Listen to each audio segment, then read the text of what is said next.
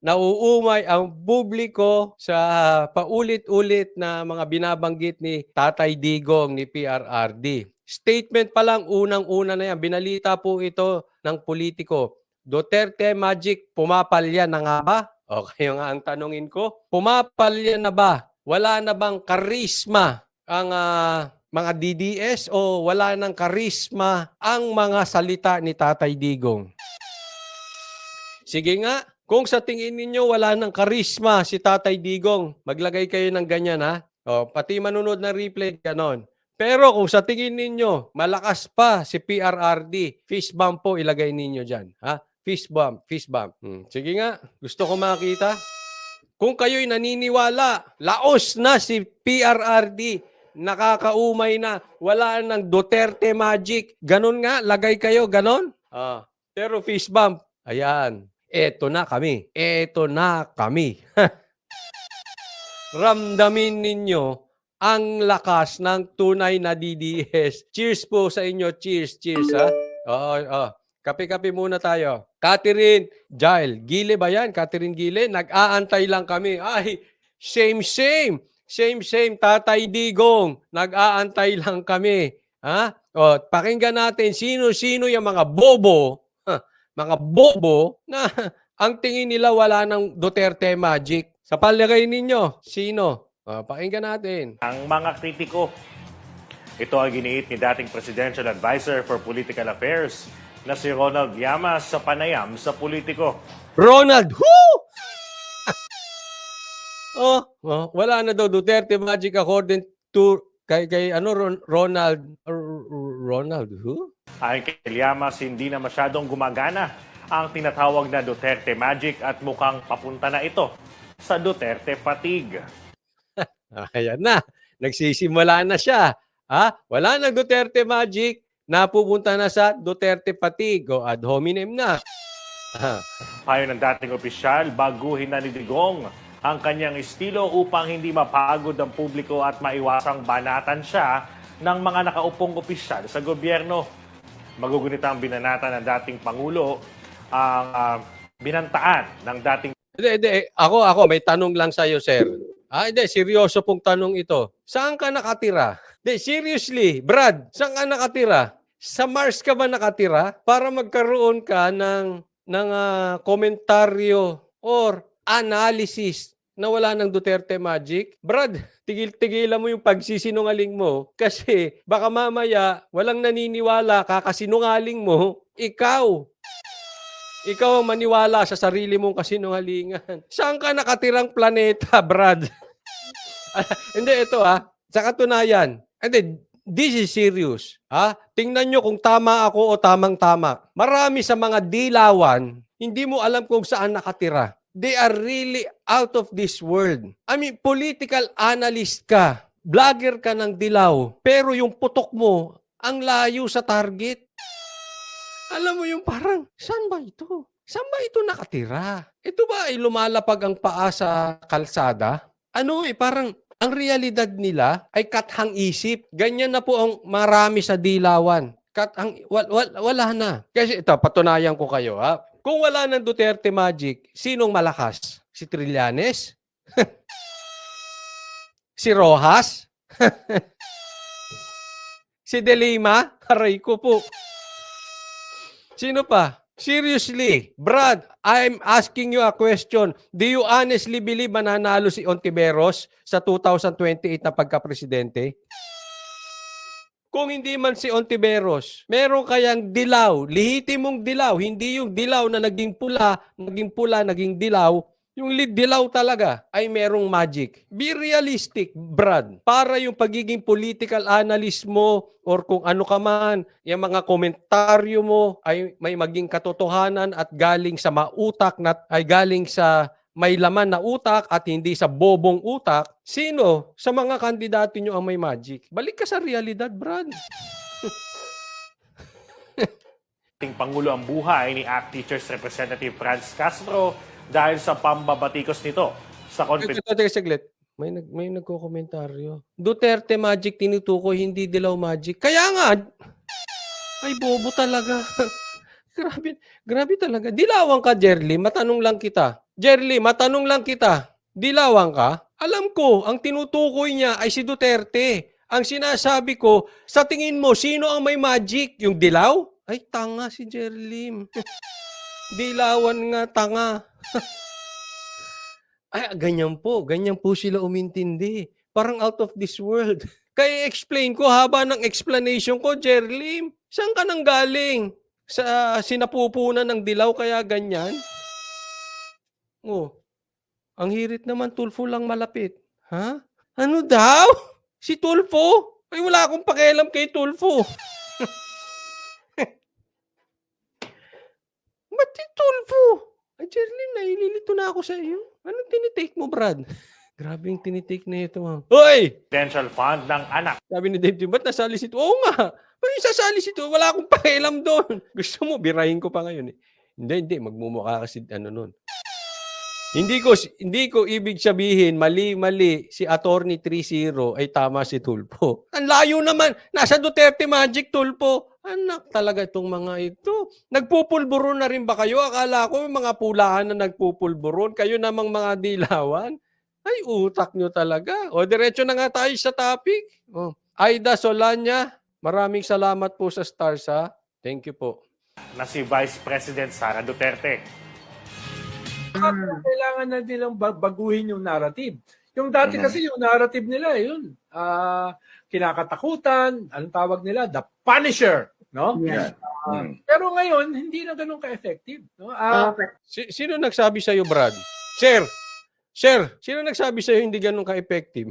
Baka yan ang gusto mong paniwalaan. At yan ang gusto mong paniwalaan ng mga kamponyong mga dilaw. But it doesn't mean it's reality. It doesn't mean totoo. Diba? Kaya nga, sa totoo lang, bakit ginig ang bansang Tambaluslos? Dahil nagsasalita na si Tatay Digong. Dahil nagkita-kita na sila. Oh, 'di ba? O ngayon, tanungin naman kita, sir. Sino sa mga pinagmamalaki yung dilawan ang pasok sa survey ng Senate? 'Di ba? Be realistic. Sino ang may magic? Wala. Oh, wala. 'Di ba? Kahit sabihin mo, sir, mas matalino ka kaysa sa akin, ob-ob ka. 'Di bakit? Ang layo mo sa putukan. Wala ka sa katotohanan. Sir, papatunayan ko sinungaling ka. Pagdating sa 2025, walang mananalong dilawan. Try nyo. Patakbuhin niya mga yan. Ulitin ko. Trillanes, Rojas, yung mga yan. De Lima, dagdag. Sino pa? Sige nga, pakidagdagan. DDS, Bongo. Ang daming ano. Wala na, Duterte, magic nyo. Babalik na si Mar Rojas sa pauna. Grabe. Alam mo, natatawa ako, ha? Really? Tingin nyo mananalo si Rojas? Sir, ikaw tanungin kita. Ronald who? Oh, tanungin kita, sir. Si Rojas mananalo? Kasi yan ang mga sinasabi nila dito. Sana tumakbo si Rojas ang barangay captain. Tingnan natin kung manalo. Rojas daw. Ay. Ano ba tinitake nyo? Ako may tinitake ako, pulburon eh. Oh, bite size nga lang. Mahirap. Mahirap pala pag nagtitake ka ng pulburon, tawa ka ng tawa. Ay, may presyo pa. Ano ba yan? Oh, ay, nako. Sabi ni Dave Dibon, yung survey pa lang for senator, wala nga dilaw top 5, top 12, PRRD nga top 1. Oh, sir, ako sir, yung mga ganyang statement, ginagawa mong tanga mga Pilipino. Hindi kami tanga, sir. Patunayan nyo sa eleksyon. Oh. Yung mga kongresista, yung mga senador na dati ay defenders nila, ngayon hindi na. No? Binabati ko sila dahil tinetreten yung isang kapwa kongresista na Ato muna ha. Yung mga dating kongresista, eto raw ha. Ito ang kanyang argumento. Yung mga dating kongresista nakakampi ni PRRD, ngayon ayaw na sa kanya. Dahil binabanatan ni PRRD yung institusyon nila. Relax ka lang, sir. Hindi mo alam ang nangyayari sa loob. Natural yung iba dyan. Sisip-sip. Paano ka magkakaproyekto kung hindi ka sisip-sip sa Tambaluslos? Sila ang may hawak. Sino ba may hawak? Tanong kita, sir. Alam mo yan. Matalino ka eh. Sino may hawak ng pera? At sino ang may karapatan magsabi, eto, gastusin mo para sa project? Natural mga politiko pa rin yan. Sasayaw lang yan. Oo. Pero pagdating sa eleksyon, iba na tono niyan. Para ka namang hindi political ano? Alam mo yan? Pambihira ka, oh. Sabi ni Pamela, tanga lang maniniwala sa kanya. Kaya nga, or ginagawa niyang bobo yung mga dilaw para maniwala. Alam mo ang ginagawa na itong maman to? Mind conditioning. Inuuto na ang mga Pilipino para pag yung kanilang magic, which is smart magic, mangyari, pagdating ng eleksyon, naka-mind conditioning na ang mga Pilipino. Sir, yung strategy nyo, ginagawa na yan dati, mind conditioning. Pero hindi uubra. Alam nyo kung bakit, sir? Ang layo ng distansya. Malayo. It's like comparing Sara and Tambaluslos. Malayo masyado. Kung dikit, pwede pa. Maniniwala ako. Yang mind conditioning. Tapos dadayain ng smart magic. Pwede yan, pwede. Or yung mind conditioning, pwede yan. Masiswitch. Kahit legal na pamamaraan ng eleksyon, pwede may sulot. Kung dikit. But if you will compare DDS sa Dilaw, sir, ang layo. Ang layo. Walang panama. Wala. Simplihan natin. Sa Senador, Duterte, PRRD and Trillanes. PRRD and Mar Rojas. Sino mananalo? Ikaw na sumagot, sir. I rest my case. Simple. Papatayin. At paano naman magiging positibo yung iyong confidential tsaka intelligence fund? Kung mismo yung tatay aaminin na ginagamit niya yan para magpapatay ng mga tao. Hindi para magpapapatay ng tao. Ha? Para pumatay, makapatay sa legal na paraan. Halimbawa, yung addict o halimbawa yung terorista, makikipagbarilan sa'yo. Anong gagawin mo? Ito ako, barilin nyo ako, ganon. Yun ang ibig sabihin ni Tatay Digong. Alam mo, ikaw, yung mga ibang dilawan, yung kampo ni Tambaluslos, etong mga makabayan black, ang pag-uunawa nyo sa mga salita ni Tatay Digong ay kabobohan. Wala sa konteksto. Hindi ko alam kung bobo kayo talaga or nagbobobobobohan. Hindi po ganon ang konteksto ni Tatay Digong. Na yun, basta na lang papatay? Kunwari, may isang taong nakita sa daan, patayin mo nga yan. Ganon ba?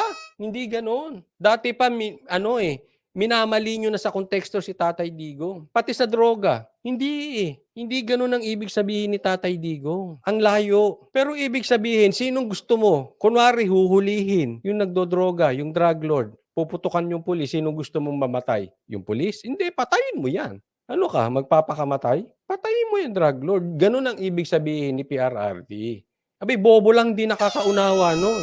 Or, nagbobobobobohan. Para magamit yung issue kasi wala sila makukuhang issue kay PRRD eh. How can you argue with success? Yung ginawa sa Davao. Alam natin anong pinanggalingan ng Davao. Alam naman natin yan. Kayo, anong success nyo sa Tarlac? Sige nga.